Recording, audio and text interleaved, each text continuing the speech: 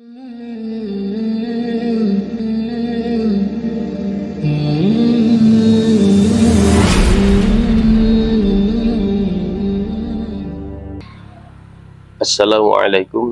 warahmatullahi wabarakatuh. Bismillahirrahmanirrahim. Alhamdulillahilladzi ja'alana minal mu'minin. Wassalatu wassalamu ala sayyidina Muhammadin sallallahu alaihi wasallam wa ala alihi wa sahbihi ajma'in. Amma ba'du. Faya ibadallah, usikum wa nafsi bitaqwallah, faqad fazal muttaqun.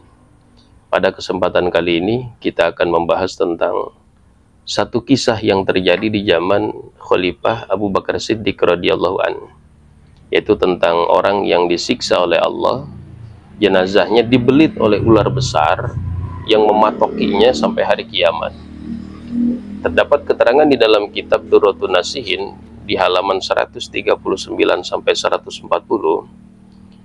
Mata fi zamani Abi Bakrin Siddiq rajulun.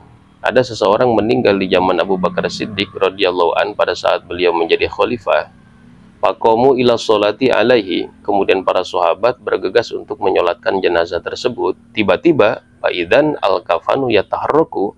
Kain kapan si jenazah ini bergerak. Ada gerakan dari kain kapan tersebut. Panazoru, setelah diperhatikan oleh para sahabat, fawajadu hayatan mutawiqatan fi unuqihi.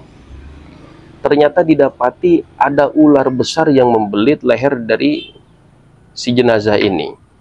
Takulu lahmahu wa tamusu dammahu, yang ular ini kemudian menggigiti badan daripada si mayit ini. Farodu qatlaha, melihat ada ular yang membelit jenazah itu, para sahabat ingin membunuh ular tersebut. Faqalatil hayyatu la ilaha illallah Muhammadur Rasulullah lima taqtulunani. Tapi ternyata tiba-tiba ular itu bisa berbicara. Atas kuasa Allah, ular itu berbicara dengan suara yang fasih, dengan bahasa Arab. Ular itu mengatakan, la ilaha illallah Muhammadur Rasulullah lima taqtulunani. Kenapa kalian ingin membunuhku? Walaysa li dzambun wala khata'un, padahal aku tidak punya kesalahan dan tidak punya dosa. Fa innallaha amaroni an u'adzibahu ila yaumil qiyamah. Yang aku lakukan ini, membelit leher si jenazah ini dan mematoki tubuhnya, adalah perintah dari Allah untuk menyiksanya sampai hari kiamat. Lalu kemudian faqalu, para sahabat bertanya, ma khotoyahu, apa kesalahan dari jenazah ini sehingga engkau, kepada ular ini para sahabat bertanya, menyiksanya sampai hari kiamat. Qalat salasu khotoya. Dijawab oleh ular tersebut, ada 3 kesalahan, ada 3 dosa yang dilakukan oleh jenazah ini semasa hidup. Yang pertama, al-ula, karena idza sami al-adana la yaji'ul jama'ata. Ketika dia mendengar suara adzan berkumandang, dia tidak datang untuk melaksanakan sholat berjamaah. Padahal tidak ada udzur syar'i. Dia tidak sedang sakit, dia tidak dalam keadaan banyak kesibukan lainnya. Tapi dalam keadaan luang, dia kemudian tidak datang untuk sholat berjamaah, padahal dia mendengar suara adzan berjamaah. Itu satu kesalahannya. Yang kedua, wasaniyatu la yukhriju zakata min malihi. Dia enggan atau tidak mau mengeluarkan zakat hartanya. Padahal sudah berkewajiban mengeluarkan zakat, tapi dia tahan tidak mengeluarkan zakat daripada hartanya tersebut. Wasalisatu, yang ketiga, la yasma'u qaulal ulama. Orang ini tidak mau mendengar perkataan para ulama. Dan wahadza jazauhu, ini adalah balasan dari orang yang melakukan 3 kesalahan ini. Jadi dari kisah ini dapat kita ambil kesimpulan dan kita ambil pelajaran bahwasanya sholat berjamaah sekalipun tidak sampai kepada fardu ain menurut mazhab Syafi'i, tapi kedudukannya begitu sangat sakral sekali, sunnah muakkadah atau fardu kifayah. Karenanya bagi kita kaum laki-laki, hendaklah ketika melaksanakan sholat itu diberjamaahkan.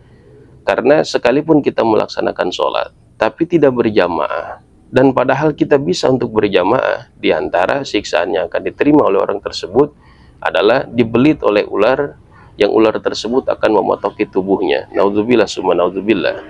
Dan juga kemudian ketika kita sudah berkewajiban mengeluarkan zakat, baik zakatul mal maupun zakat fitrah, tapi kita enggan mengeluarkannya, maka inilah yang akan didapatkan, yaitu dibelit oleh ular hingga hari kiamat.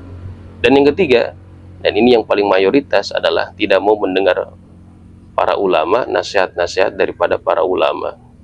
Menganggap perkataan para ulama sebagai omong kosong belaka dan lain sebagainya. Hal inilah yang menyebabkan terjadinya keteledoran dalam beribadah dan berakhir kepada enggannya kita melaksanakan ibadah sebab tidak mau menurut ataupun mengikuti nasihat daripada para ulama. Jadi mudah-mudahan dalam keterangan ini kita ambil manfaat agar dapat kita jadikan pelajaran dalam hidup kita untuk senantiasa menjaga sholat dan melaksanakan sholat dalam berjamaah, kemudian membayar zakat apabila sudah tiba waktu wajibnya, dan juga senantiasa mendengar ucapan para ulama dengan cara mengisi majelis ta'lim, kemudian mengamalkan ilmu yang kita dapatkan dari para ulama dan guru-guru kita. Mudah-mudahan ada manfaatnya. Hadanallahu wa yakum ajmain. Wallahu a'lam bishawab. Assalamualaikum warahmatullahi wabarakatuh.